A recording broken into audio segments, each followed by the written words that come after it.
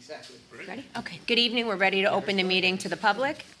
This meeting is being held in accordance with the organizational meeting adopted, the organizational meeting held January 4th, 2023. Adequate notice of this meeting of the Kenilworth Board of Education has been provided to the Home News Tribune, the Star Ledger, and the local source on January 12th, 2023. A copy has been filed with the Kenilworth Borough Clerk, posted in the board office, the Kenilworth Borough Hall, Brearley, and Hardy Schools, as is provided by the Open Public Meetings Act. Thank you, Mr. Ganal. Can you please join us in the salute to the flag? I pledge allegiance to the flag of the United States of America and to the republic for which it stands, one nation, under God, indivisible, with liberty and justice for all. Mr. Ganal, can we please have roll call? Yes, Biner? Here. David? Here. Drogan? Ferrara? Here. Haberther? Here. Ladati? Here. Panici? Here. Tiers? Zimmerman? Yeah. We have, quorum. Yep. Okay. Thank you, Mr. Ganella. We'll now have the receiving of the minutes for June 12th and June 23rd, 2023. Can I please have a motion to accept the minutes? Second? Okay, motion made by Mr. Haberther, seconded by Mr. Biner. All those in favor of receiving of the minutes from June 12th and June 23rd, please say aye. Aye. Opposed? Ayes have it, motion is carried.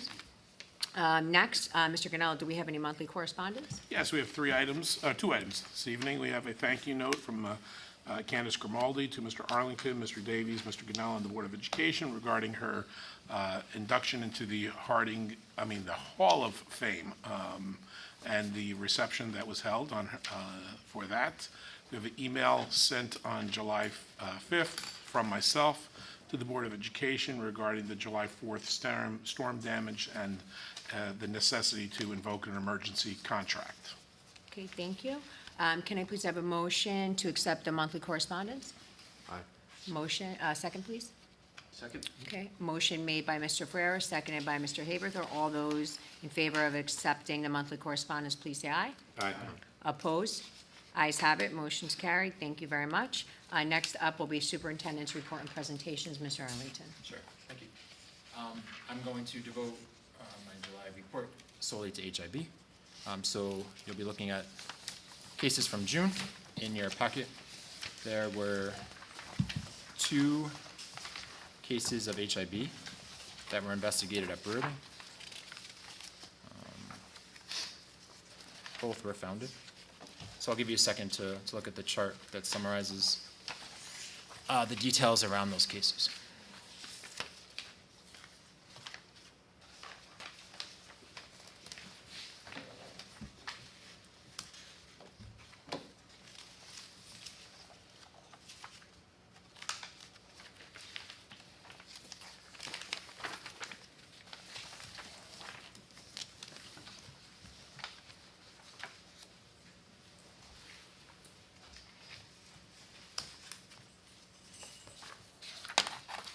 I'm happy to take questions on those 2 cases.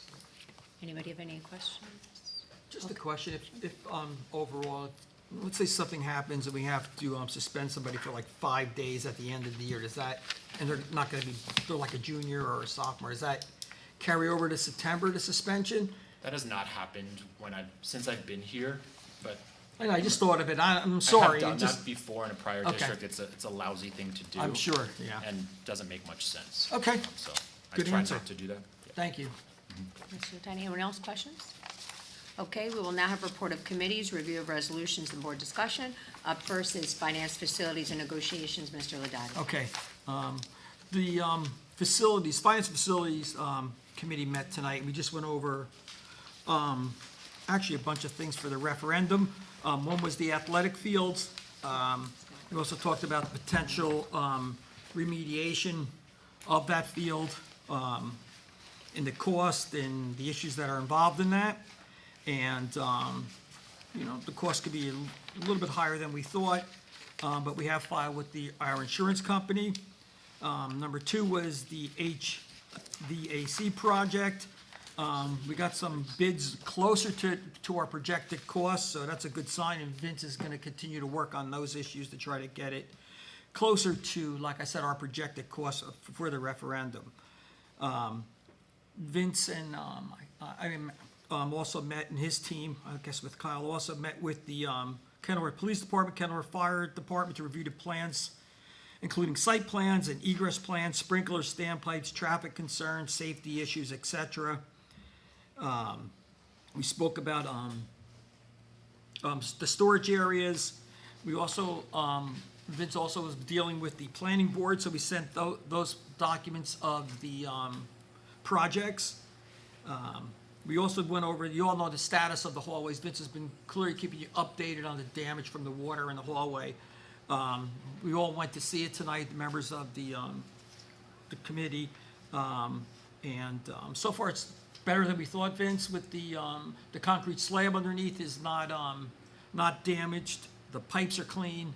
So it's just a matter of us getting to basically make the repairs. And that's also been filed with the insurance company too. So Vince is on top of that stuff. And I just want to thank Vince and Kyle took a lot of time and effort. When something happens like that, an emergency situation, Vince worked all weekend on that. He's keeping me advised, calling me, et cetera. So it's a lot of work that a lot of people may not realize that Vince does in a time of an emergency.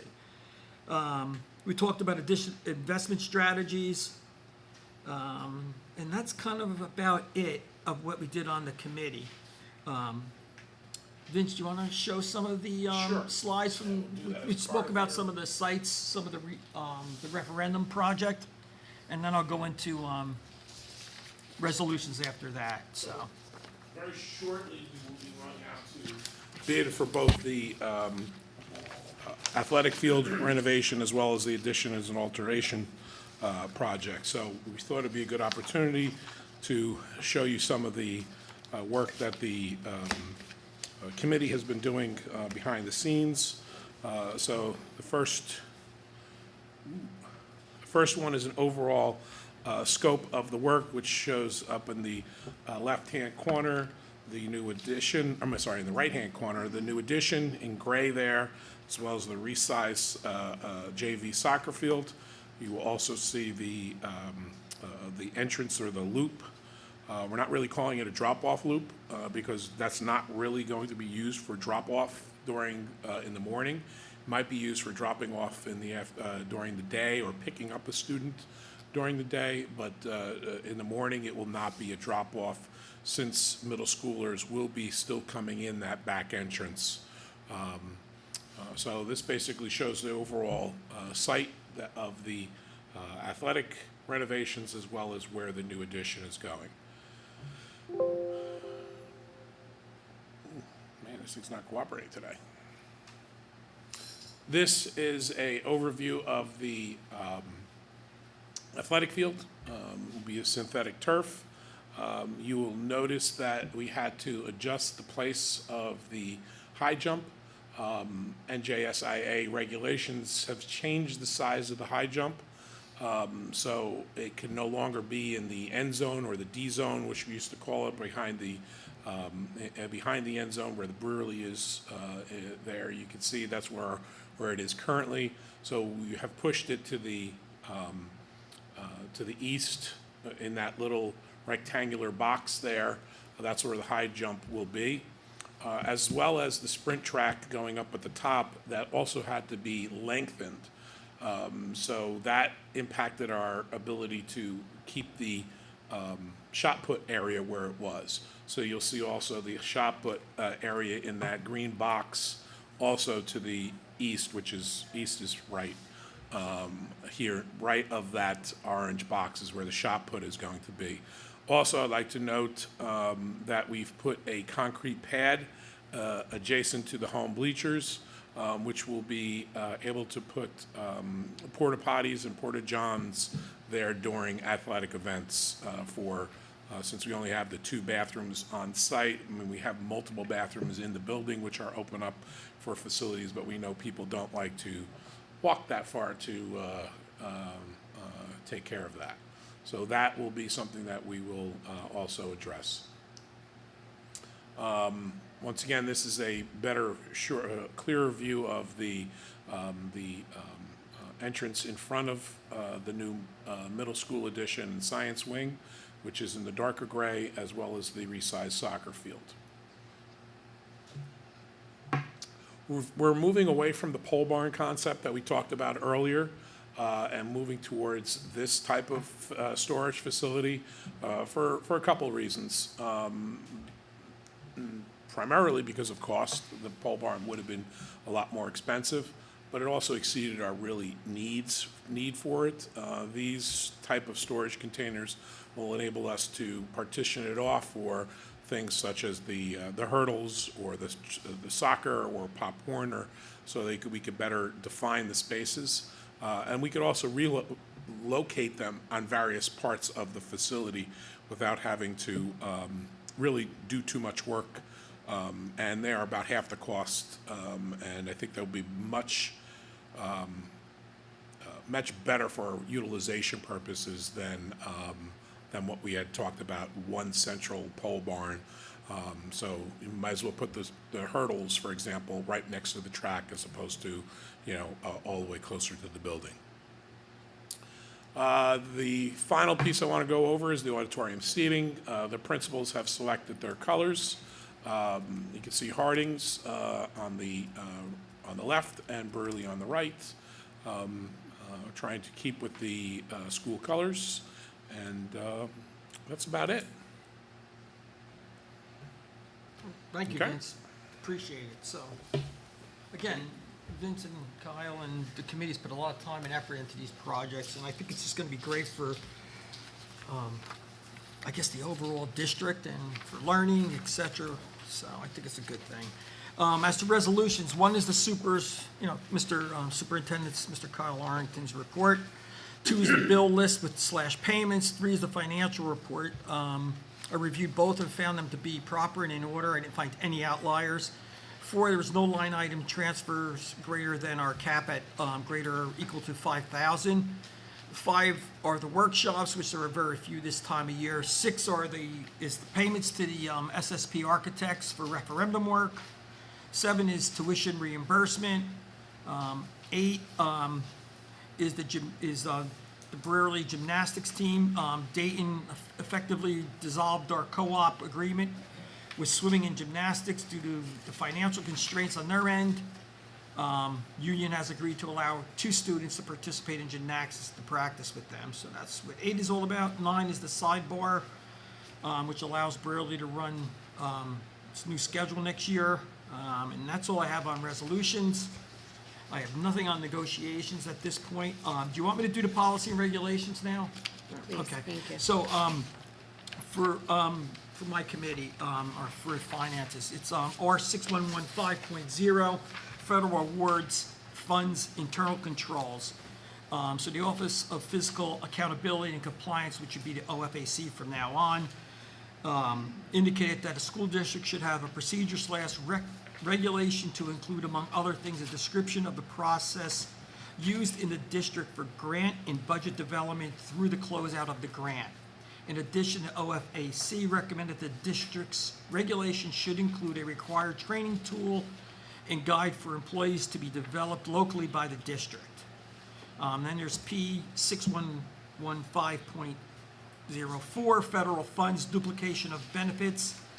A federal integrity audit required a school district to have a policy that addresses duplication of benefits. Duplication of benefits occurs when a person, household, business, government, or other entity receives financial assistance from multiple sources for the same purpose, and the total assistance received for that purpose is more than the need for assistance. The new mandate policy guide requires a school district to identify and prevent duplication of benefits.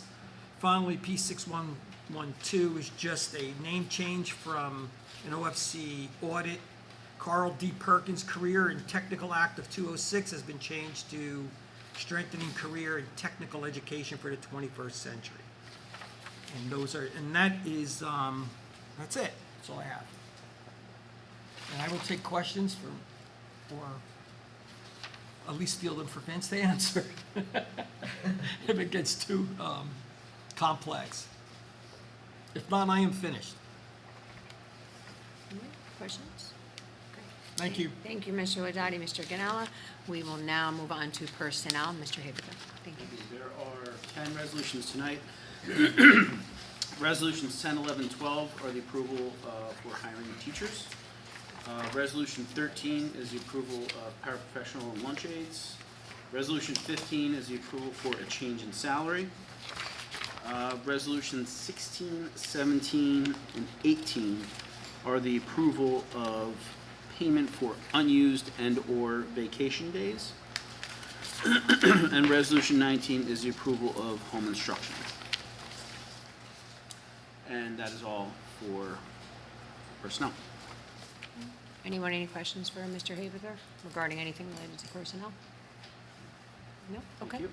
Mr. Arlington, curriculum and instruction, please. Sure. There are 3 resolutions slated for approval under C&I. The first is for curriculum adoption. 2 curriculum guides are new in the area of ELA.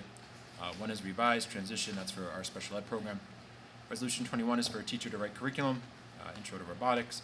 And Resolution 22 is to approve the May HIB report, the results of which you examined in June. Anyone, any questions about curriculum instruction for Mr. Arlington? No? Okay.